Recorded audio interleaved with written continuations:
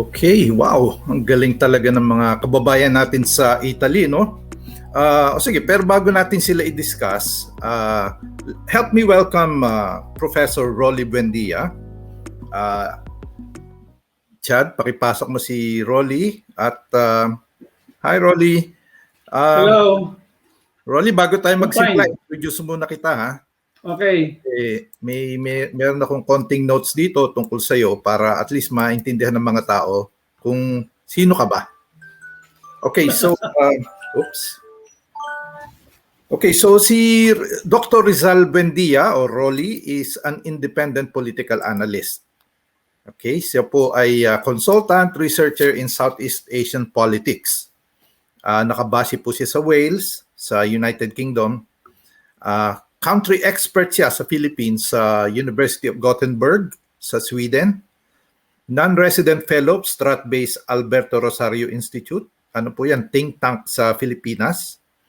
At honorary fellow ng Bangsamoro Parliament's Policy Research and Legal Services. Nagtapos po siya ng pagka-doktor philosophy sa National University of Singapore in Political Science. At meron din siyang Master of Public Administration with the highest distinction sa UP Diliman. At nagtuturo po siya, nakapagtuturo po siya sa, marami na po siyang pinagturuan, Associate Professor sa SOAS, University of London, sa Political Science Department sa De La Salle University sa Manila, sa UP Diliman at sa PUP, Polytechnic University of the Philippines. May mga nasulat na po siyang libro, katakot-takot na articles at mga monographs, lalo na sa Bangsamoro, ASEAN at Regional Geopolitics. So, welcome, Rolly. Thank you. Thank you for that wonderful introduction. Okay. So, Rolly, before we go to that, gusto ko lang ipag-usapan natin sandali itong mga kababayan natin sa Italy.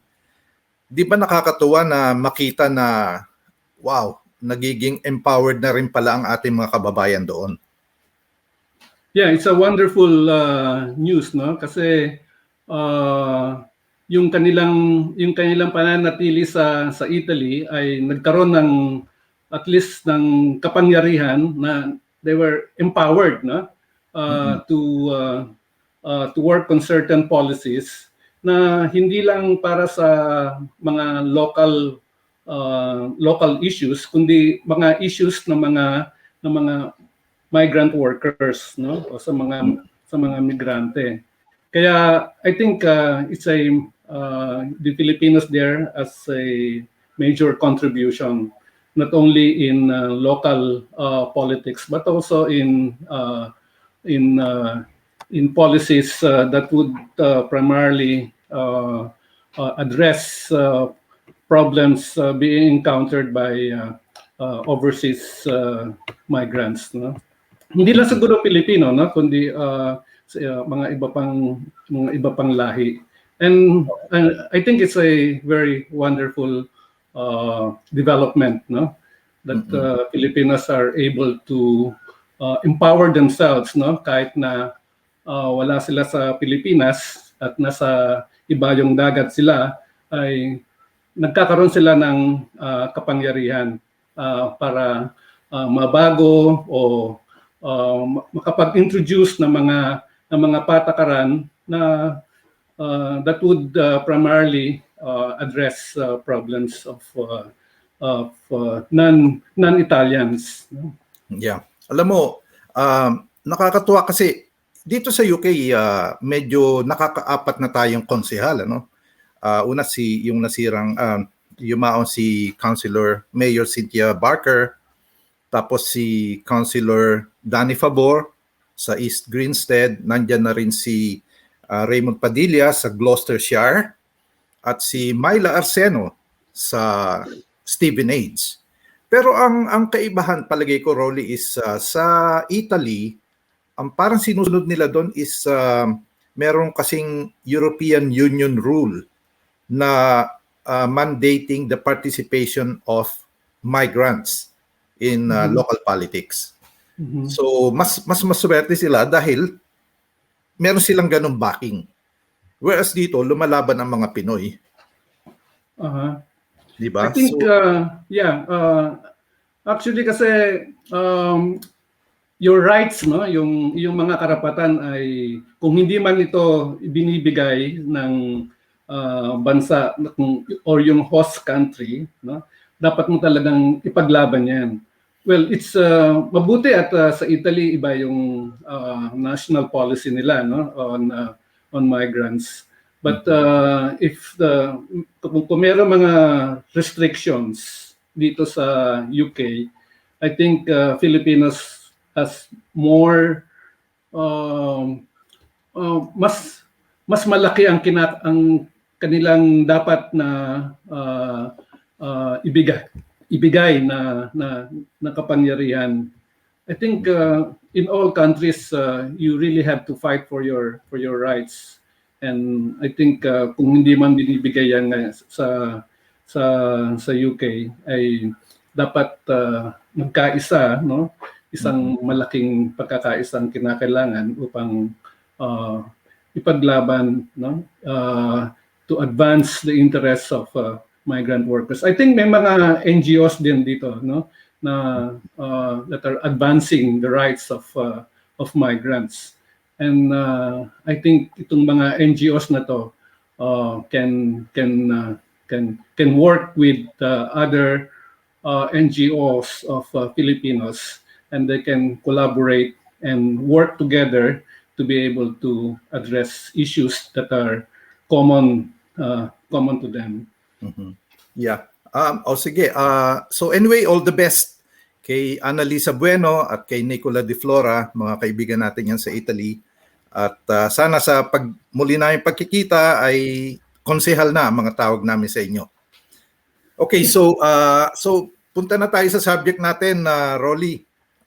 So dalawa yung question tungkol sa OAB o absentee voting, no? Dati overseas absentee voting, but actually it should be overseas voting kasi hindi naman tayo absent.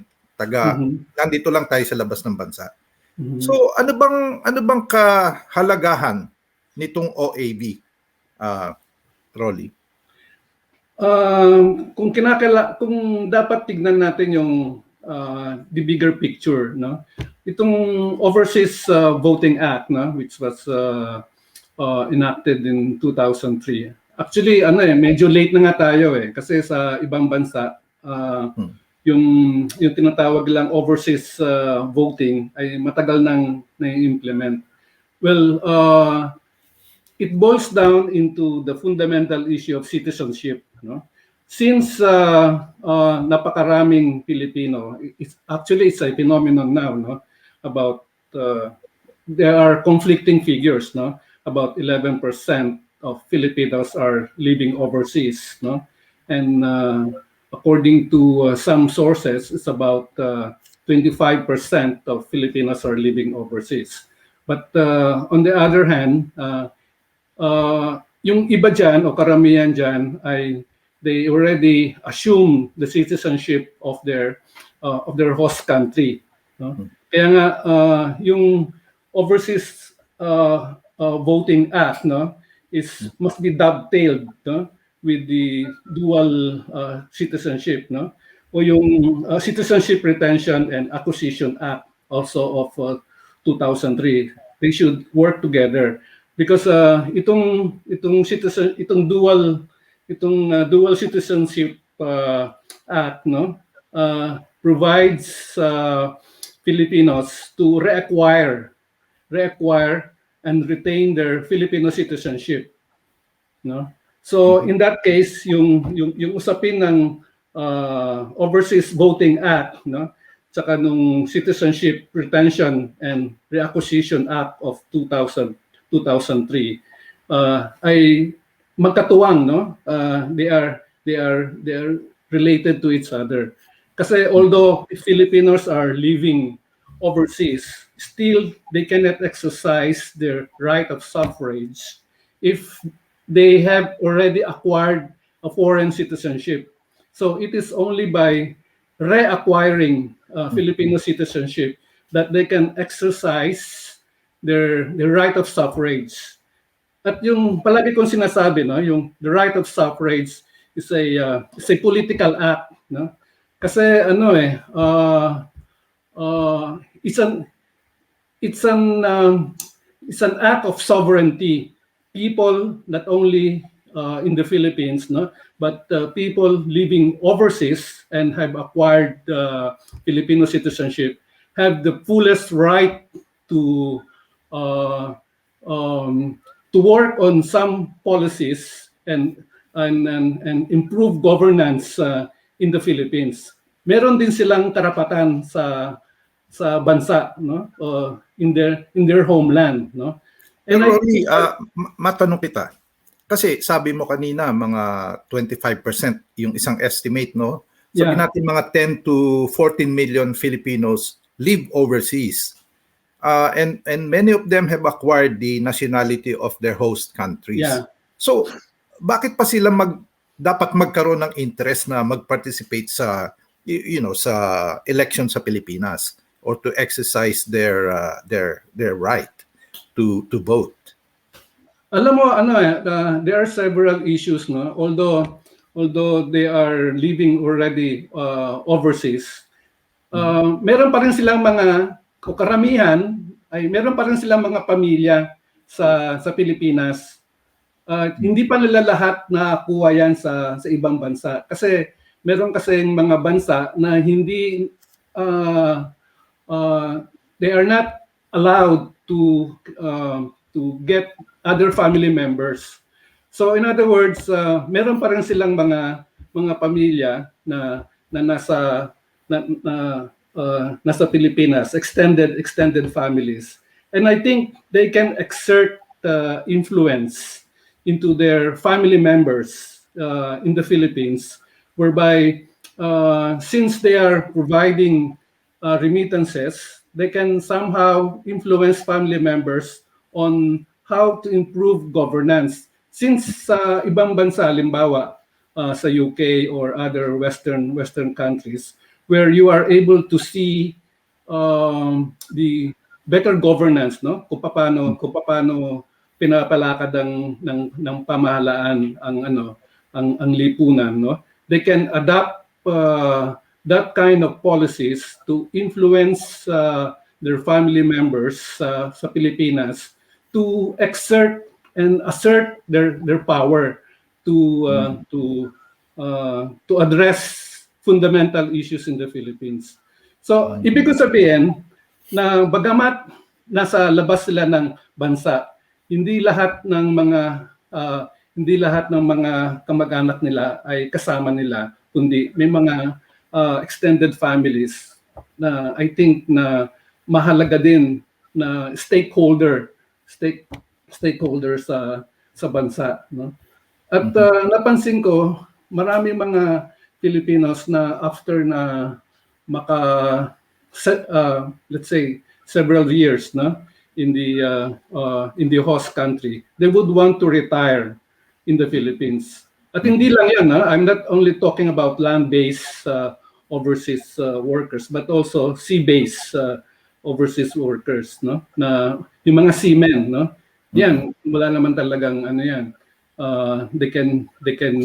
These seamen can fundamentally have a stake in the Philippines. So I think although there are certain Filipinos na matagal na rin sa ibang bansa, they still have the responsibility to address better governance in the Philippines.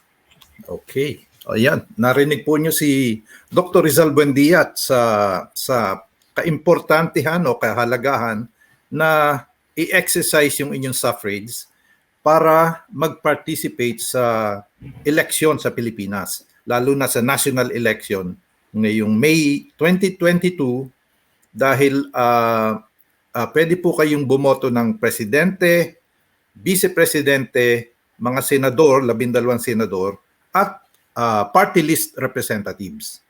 So, okay, salamat dyan, Caroli. So, sige, lipat naman tayo dito sa medyo practical na aspects, no?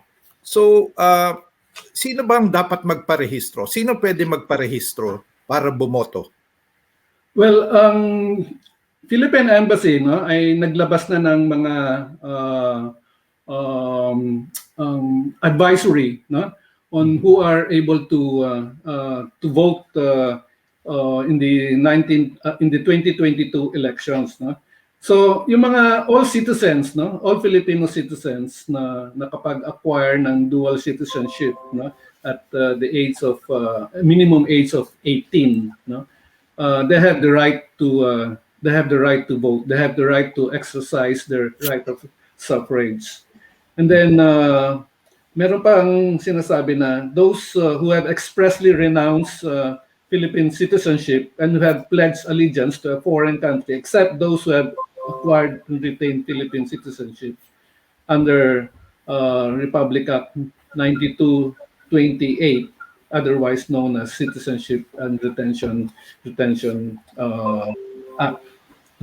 At yung mga hindi na convict, no? Hindi na convict by the Philippine court, no? Ay yan, hindi pwede yan, no? And then may sinasabi din ng mga ang kinakailangan din, all you have to do is go to the US and go to the Philippine Embassy, no? Yung mga first time voters, no? And apply for apply for voters overseas voter or magpa-register, no, yung overseas voter registration sa Philippine Embassy. Pero kasi maraming issues ang nagkaka-problema dito in the sense na yung mga ibang Filipinos would find it difficult to travel to London, no, to register themselves, no, as an overseas voter, and there's a less facilities being provided by the Philippine Embassy to provide services to other areas of the let's say if we're talking about in the UK, to other areas in the UK whereby they can register Filipinos or Filipino overseas, no, voters. Kagaya dito, no, sa Wales, no, Filipinos have to travel to London to be yung mga first time registrants, no, they have to travel to London and accomplish all requirements, and these requirements can be found in the website ng Philippine Embassy and send it by post, no? And then for their biometric requirements, no, they have to get to the embassy and apply personally sa okay. So actually still issue pa rin yung pagre-register, no, kasi yung online registration is allowed only with I think with those who are already registered to vote. Pero pag totally new, you have to be present. Nakita natin ginawa ni na Kiara kanina. So I guess it's an issue, and I to be honest, I don't know how they're going to resolve that. Yeah. Actually, as per the data of the US, of the Philippine Embassy, last year, I think their number of registrants, no, goes up to 37,000. That's the highest in Europe. Pero alam naman natin na napakaliit niyan, no, compared to the number of Filipinos in the UK. At wala rin tayong datos, no, kung sa total number of Filipinos, how many have acquired dual citizenship, because only by acquiring dual citizenship and providing other documentary evidence of Filipino citizenship that you can apply for overseas voting, no? Actually, there was a study before in 2013, no, in 2004, kasi lumabas yung batas 2003, in 2004 election, nagkaroon ng napakaliit ng bilang ng mga mamamayan na overseas, no, na bumoto. And nagkaroon ng isang pag-aaral kung bakit nagkaganon. The study was headed by the former Senator Biason. And I think yung mga issues na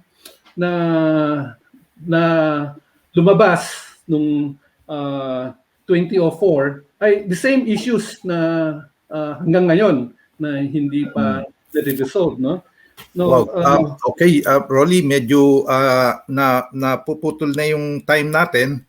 So, i-cut muna natin dito. Siguro kailangan ituloy natin ang diskusyon sa mga susunod pang mga linggo, lalo na pag nalaman na natin kung sino yung mga kandidato. Gusto ko lang sana, so for those who have any questions, pwede po kayong magpunta sa website ng embassy. Yung sa UK, londonpe.dfa.gov.ph.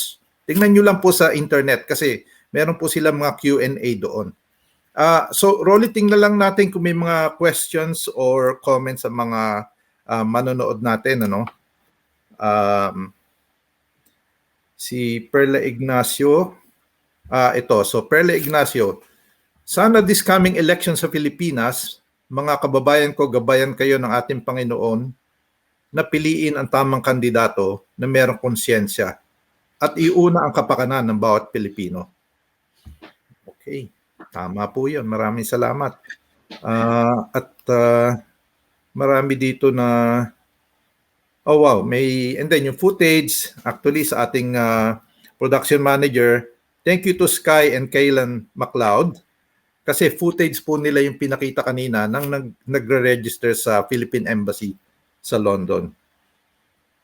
Okay, so bati lang po sandali. Nandiyan si Nalito Valero Fami. Maraming salamat sa panonood. Dan Revelo, our usual member of the audience. Sino pa? Adelina Orkin, wow, watching from Canada. Nelly Seran Fami. Yan, mga kaibigan natin. Okay, wala akong makita masyadong questions. So, anyway, kung meron po kayong any questions, pwede po nyong ilagay dito sa comment sa Facebook live stream o YouTube live stream para po masagot ni Dr. Buendia o kami kung alam namin ang sagot. At kung may mga practical na issues, madali po nating masasagot pag nasa online. Okay? Ito, merong isa, Rolly, from Adeline Kawitan. Am I too late to apply for dual citizenship just so I could vote this 22 election? I think yung application for dual citizenship is ongoing. Ang problema, you have only 11 days until the end of the registration for the 2022 presidential election. Kasi at the end of this month, no, ay mukhang walang extension na ibibigay ang COMELEC, no, sa registration. But on the other hand, yung mga kung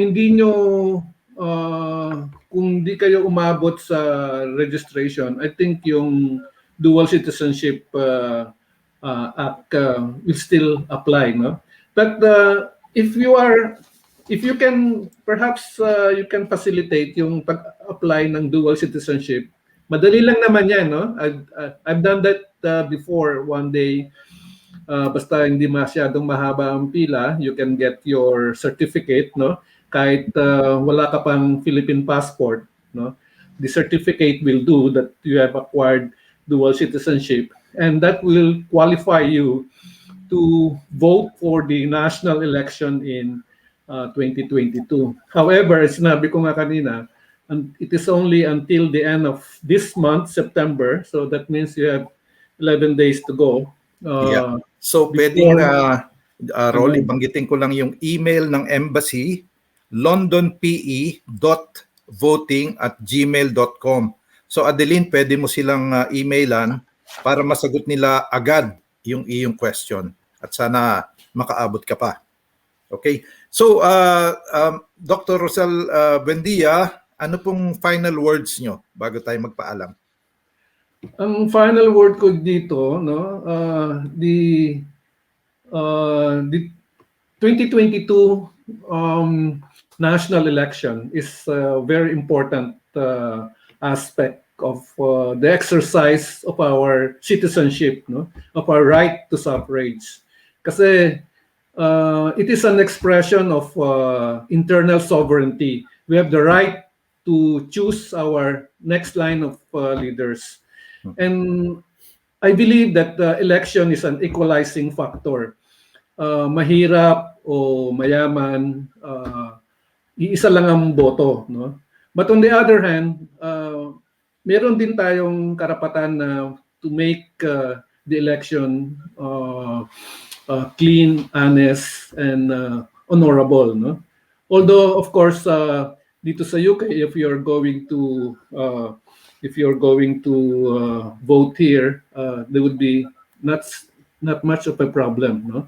But I think as a OFW, you also have the power, no, to influence votes of your mga kamag-anak sa Pilipinas, no? Kaya yung usapin ng governance, no, o good governance, no, ay meron din tayong magagawa, no? Although hindi ibig sabihin malayo tayo, wala tayong magagawa. Meron tayong magagawa, no? Okay. And I think hope, we should always lose hope, no? We should not always somehow ang ating mga kababayan, no, ay kinakailangan din manatili na panatilihin malinis ang eleksyon. Okay. O sige, maraming salamat po uli, Rolly, Dr. Rizal Buendia, sa pagsama nyo sa amin ngayong hapon. Okay. Salamat. See you soon. Okay. See you. Okay, so gusto ko lang pong magpasalamat. Alam ko late na tayo pero gusto ko pong magpasalamat lamang sa kasi recently ni-relaunch po namin ang Juaneukonek sa Bintang restaurant. So salamat po sa kanila, napakaganda ng pagkakagawa nung program at nung pagkain, ganyan. Salamat din po sa Mega World para sa kanilang sponsorship at sa mga awards na binigay nila sa mga major hosts ng Juaneukonek. Maraming salamat po. Salamat din sa World Remit sa kanilang pag-sponsor ngayon. At wag po naman sana niyo kalimutan na yung mga bagong segments namin na pinakikita kanina, halimbawa yung One Home na pamumunuan ni Rose Clarinal, yan po tungkol sa mga bahay ninyo at ang inyong buhay. And then kami naman ni Crystal, magsasalisihan kami tungkol sa immigration 101. 101 ha. And then yung One Day po na segment ni Kiara, nagsimula na po siya. So, alam niyo na, pang millennial yan, sila yung ating succeeding generation na magte-take over. Okay, so maraming salamat po. Hanggang sa susunod na live streaming namin sa Oktubre. Ako po, si Gene Alcantara. Maraming salamat, Gene, at maraming salamat po, Professor Rolly Buendia. Huwag po ninyong kalilimutan magparehistro hanggang September 30 sa pagtatapos po ng buwan para sa overseas absentee voting. Sa akin naman pong pamilya na nanonood ngayon, may greetings din tayo at ang ating mga supporters sa Filipino community. Nandyan po ang Caviteños UK, Tita Nelly Fami, maraming salamat sa pagsuporta po ninyo. My mom is watching at my brothers and yung sister ko na nanonood nanonood ngayon dyan sa Cavite. Magandang hapon po sa inyong lahat. Ako po si Rose Eclarinal. Ito po ang Kwentong Pinoy, Kwentong Migrante, Kwentong Juaneukonek. Maraming salamat.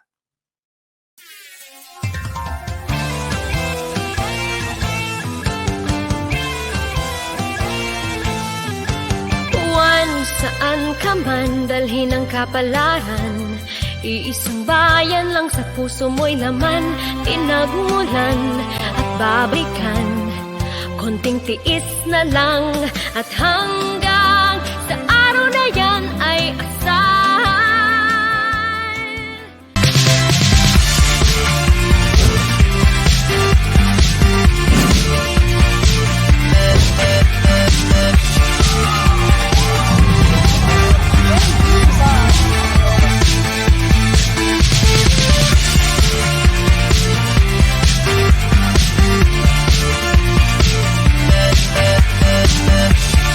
Ako po si Kiara Gregorio.